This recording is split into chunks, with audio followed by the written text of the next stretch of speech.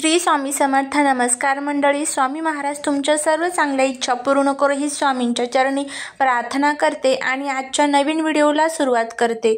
भाद्रपद पौर्णिमेपासून ते भाद्रपद महिन्यातील अमावस्येपर्यंत हा जो काही 15 दिवसांचा कालावधी असतो याला आपण पितृपंधरवडा असं देखील म्हणत असतो. या पितृपंधरवड्यात आपल्याला आपल्या पितरांची सेवा करायची असते. शास्त्रानुसार पितरांच्या आशीर्वादाने कुटुंब आणि घराची भरभराट होते.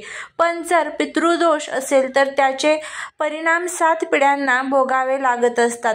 जाणून घेऊया घरातील पितृदोष कसा ओळखावा आणि त्याची लक्षणं कोणकोणती असतात, त्यावरती कोणकोणते उपाय केले जातात. पितृदोष म्हणजे काय? एखाद्या व्यक्तीच्या मृत्यूनंतर विधीनुसार त्यांचे अंतिम संस्कार केले जात नाहीत किंवा एखाद्याचा अकाली मृत्यू झाल्यास त्या व्यक्तीशी संबंधित कुटुंबातील सदस्यांना पितृदोषाचा फटका अनेक ठिकाणी पिढ्यांना सहन करावा लागतो. यासोबतच पितृदोषाच्या अशुभ प्रभावापासून सुरक्षित राहण्यासाठी आयुष्यभर उपाय करावे लागतात. पितृदोष कसा ओळखावा?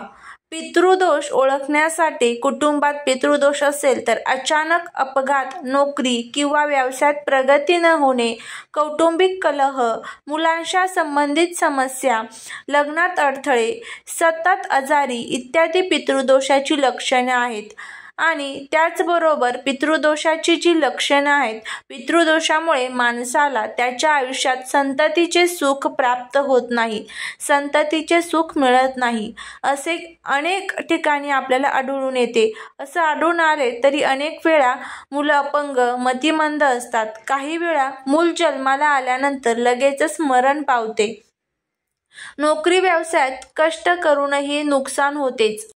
त्याचबरोबर पुढचं म्हणजे कुटुंबात अनेकदा मतभेद किंवा एकमेकांचा ऐक्याचा अभाव असतो. कुटुंबात शांतीची अभाव असतो, म्हणजेच कुटुंबामध्ये शांती नसते. कुटुंबातील काही व्यक्ती नेहमीच आजारी असतात, उपचार करूनही बरे होत नाहीत.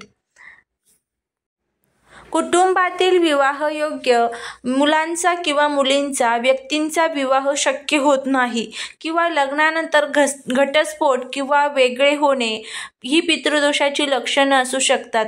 पितृदोषाच्या बाबतीत एखाद्याच्या स्वतःच्या लोकांकडून विश्वासघात होतो. पितृदोषामुळे माणूस पुन्हा पुन्हा अपघाताचा बळी ठरतो. त्याच्या आयुष्यात घडणाऱ्या शुभ कार्यात अडथळे येतात.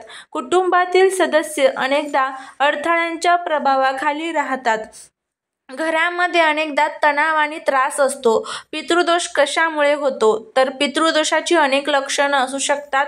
त्यामध्ये पितरांचे योग्य अंत्यविधी तसेच श्राद्ध न करणे, पूर्वजांना विसरणे किंवा त्यांचा अपमान करणे, धर्माविरुद्ध वागणे, पिंपळ, कडुलिंब आणि वडाची झाडे तोडणे यामुळेही पितृदोष होतो. साप मारणे किंवा कोणाकडून तरी करून घेणे. पितृदोषापासून मुक्ती मिळवण्यासाठी आपल्याकडे काही उपाय सांगितले जातात. पितृदोषापासून मुक्ती मिळवण्यासाठी पितरांच्या मृत्यूच्या तिथीला किंवा श्राद्ध पक्षात सर्व पितरी अमावस्येला किंवा जी काही आपल्या पितरांची तिथी असेल मृत्यूची त्या तिथीनुसार ब्राह्मणाला भोजन अर्पण करावे, जमेल तेवढे दान करावे. पितृदोष शांत करण्यासाठी पितृपक्षात दररोज संध्याकाळी घराच्या दक्षिण दिशेला तेलाचा दिवा लावावा. यावर पितर प्रसन्न होतात. वर्षातील प्रत्येक एकादशी, चतुर्दशी आणि अमावस्येला त्रिपिंडी श्राद्ध करावे. पितरांचे श्राद्ध केल्यानंतर काळे तीळ, मीठ, गहू, तांदूळ, गाय, सोने, वस्त्र, चांदी यांचे दान केल्यास पितृदोषापासून मुक्ती मिळते. कोणत्याही सार्वजनिक ठिकाणी पिंपळाचे झाड लावल्यानेही पितृदोषातून मुक्ती मिळते आणि त्याची काळजीही आपण घ्यायला पाहिजे.